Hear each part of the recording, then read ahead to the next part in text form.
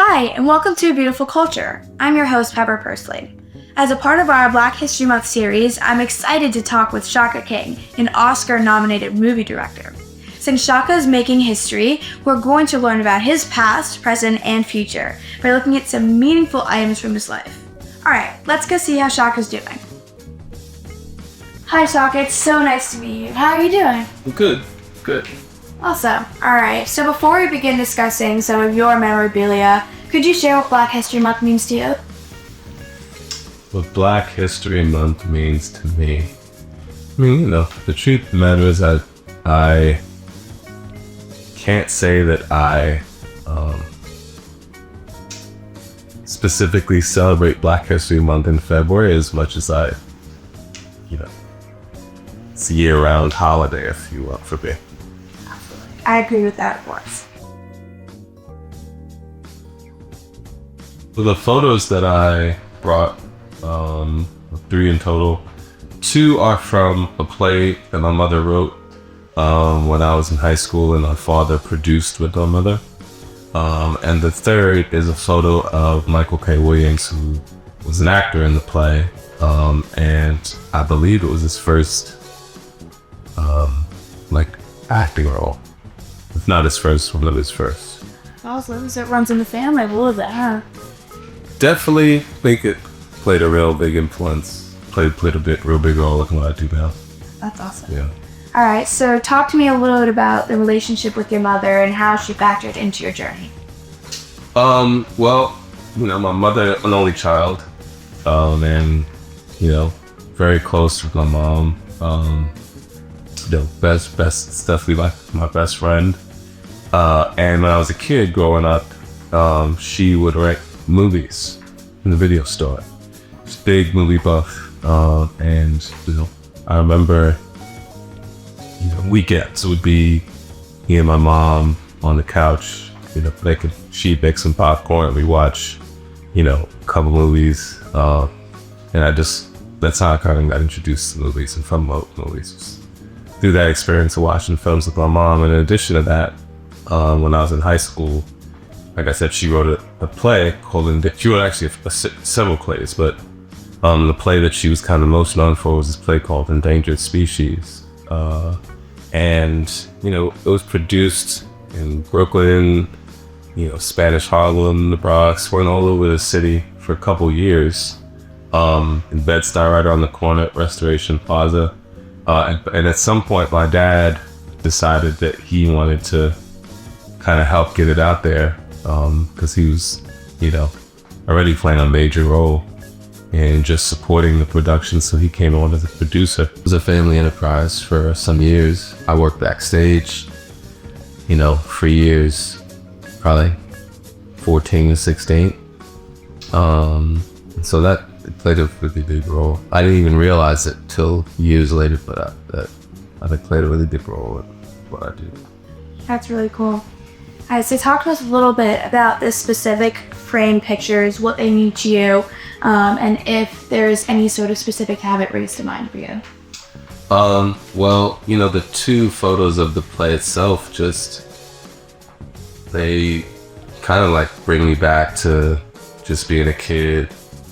Was not something that, I'll be honest, I wanted to be a basketball player, growing up. I did not want to be backstage working for my mom and my dad in this play, but I had no choice. It was something that I had to do. And looking at those photos and kind of just honestly really impressed in a way that I wasn't when I was a kid, and kind of, I think, took the experience for granted to a degree because I just wanted to be doing something else. But now that I look at those photos, I just think about what they were able to accomplish. What do you want the audience and all the kids out there to know about why these photos are so important and the place it holds in your life? I think if anything could be taken from that, it's when you're young, a lot of times you don't realize just the impact things are happening. I think, not even just when you're young, I think when you're experiencing something in real time, a lot of times you're not able to really, because you're experiencing it, it's kind of difficult to necessarily appreciate what is happening in the moment. I certainly, when I look at those photos, I just remember like not caring. And now that experience being so important to me, important in terms of how it affected me as an artist, but also important just in terms of my relationship with my parents and thinking about that time in my life, and just the choice to like expose me to things that kids, guys generally weren't exposed to. The next item I brought is my portable speaker, which, is not special looking. But I have had it for, I feel at this point, probably like 10 years. It's been a long time. I spend a lot of time traveling. And music is, big, it's just a really important part of my life. I'm almost always listening to music, certainly when I drive, when I write. When I'm reading, I probably should spend more time in silence, but that's not me. Like, I love music, and so that speaker is just, what I love about it is that it's really loud and there's a great sound, and no matter where I go, because like I said, I spend so much time away from home, that having that speaker and having my music library kind of like makes a place home for me, and so, it's a big part of my life. Absolutely. I mean, it's really incredible that you're able to like use it in that kind of way, not just for music. I love music too, so it's really cool. The next item choose to share with you all is a toy doctor's kit. So why is this doctor's kit really important to you? My mother gave it to me about 4 to 5 years ago. She got diagnosed with cancer in 2018, about 2018. She had she's had a number of long hospital stays, but I believe that this was the first really long hospital stay she had. I'm an only child. I, up until that point, really only had myself to worry about in life.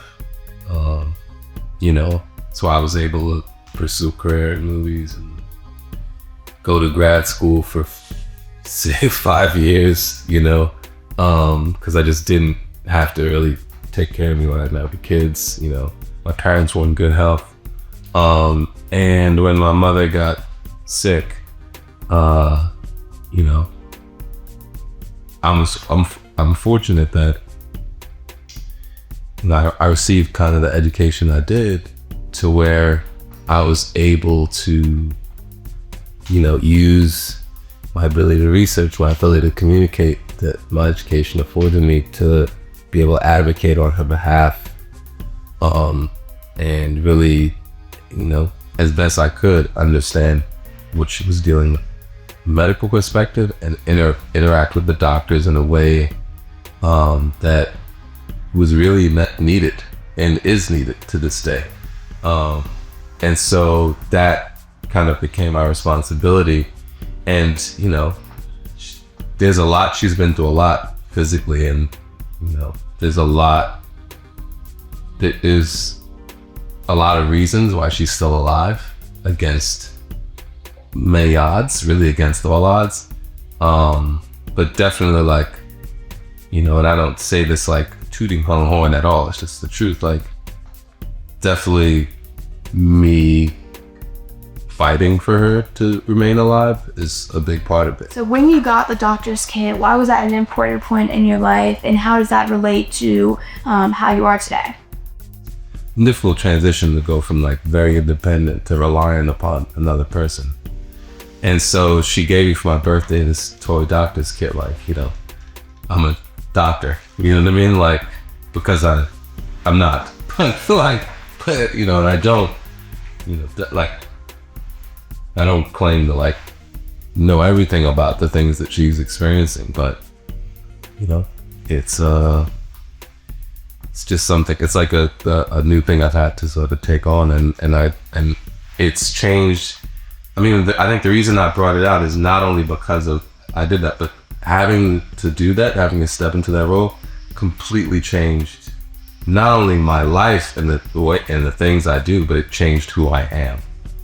Fundamentally changed who I am, and in ways I couldn't even have imagined. You know, in relationships that I couldn't even have imagined, it changed who I am. And so, for me, that doctor's kit in a lot of ways represents who I've become since I became a caretaker. This is the second item that you shared that is from your mother, about your mother. So is there anything you'd like to share with the young people, the kids watching, about the importance of their relationship with their mom? I'm really fortunate that I have the mother I have,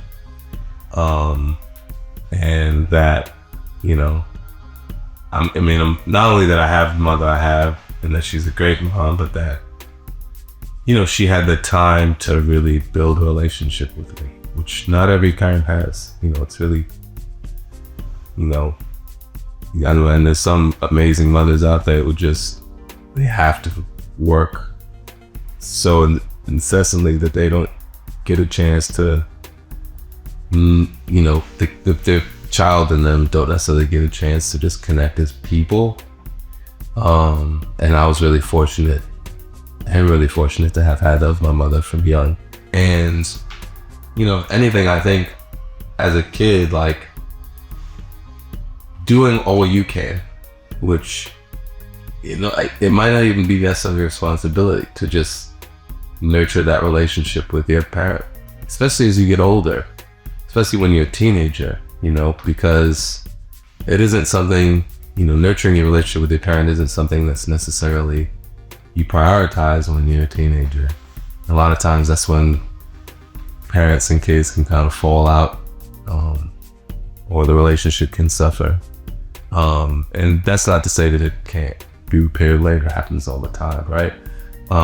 But I was fortunate that, like, I was always tight with my mom. You know, I had a tough adolescence, like, but that relationship was always really important to me, and, you know, I benefited greatly from it. The last item, I believe it's the last item, is it's actually a collector's item. It's a figurine that my friend Tank made, honoring the film that he acted in that I wrote and directed, called Judas and the Black Messiah, about the life of Chairman Fred Hampton and the Illinois Black Panther Party, and William O'Neill, who was the FBI informant who played a really big role in, you know, destabilizing the Illinois chapter. That movie, people sort of see the final result, right? And, you know, a lot of people didn't know that didn't know who I was. They didn't know I'd made anything. They didn't really see anything I'd done till that movie. But that movie is, you know, not the culmination, because I'm still making things, but it's the latest result of years of making art. And my friends have played an integral role. People like Tom Tank have played an integral role in getting me to the point where I made Judas and the Black Messiah. You know, costume designer on that movie was my roommate when, you know, I made my first movie, in costume design, my first movie. My editor was my college roommate who got me interested in filmmaking in the first place. So, you know, and he also, you know, I worked with him on Judas. I worked with her on Judas. I worked with Tone on Judas. You know, I made music. The music video I shot to apply to film school, I shot with Tone Tank when he was making music.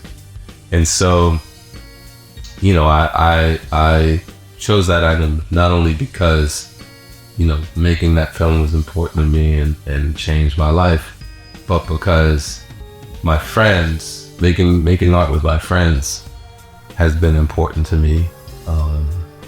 And, you know, I always tell people, like, you know, if you look at my successes, like, those are also my friends' successes, you know. I think it's really cool to kind of think about the behind the scenes factor in movies, because most people like just watch movies for enjoyment and don't really understand how long of a process it is behind the scenes, like creating that and making that happen and all the different takes and all that stuff. So it's really cool. Thank you. Yeah. So how did you actually come to direct Judas and the Black Messiah, and how did you feel during the process of filming it? So two friends of mine, the Lucas brothers, who are comedians and actors, they approached me. You know, we worked on a thing, and they approached me with an idea for basically the seed idea for the movie, and I thought it was a brilliant concept. So I started developing it, and, you know, brought on board another writer to write it with myself, and found, you know, some producers to help produce it with me, and just went through the process of kind of gathering the team to make the thing happen. And how I felt making it, you know, incredible. I mean, it was changed my life, you know, in every way I can think of, you know. All right, so now that the film has been released, won an Oscar, of course, and is critically acclaimed, how do you feel about your journey as a director? How has that changed it? And can you share a little bit about what's next for you? I mean, I think what I've learned as a director is that I will only say yes to things that I feel I have no choice but to make. That's how I felt about this movie. And I think that's something that I honestly probably always felt. I was never a person who like just made stuff to make stuff. Like, I would have to have a real connection to it, and passion for it. But making this, it made it very clear to me, like, oh, because when you make something that has to exist, you'll do everything you can to get it made.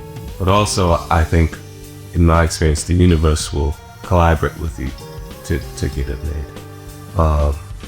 And, you know, something spiritual takes over when you are making something that has to exist.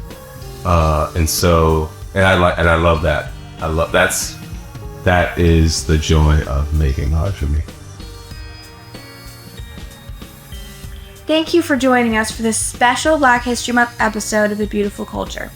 Your teacher is going to share our workbook with you and ask you to recall some of what Shaka and I discussed and how that relates to you, of course. So I hope you'll take the time to reflect. Till next time, and take care.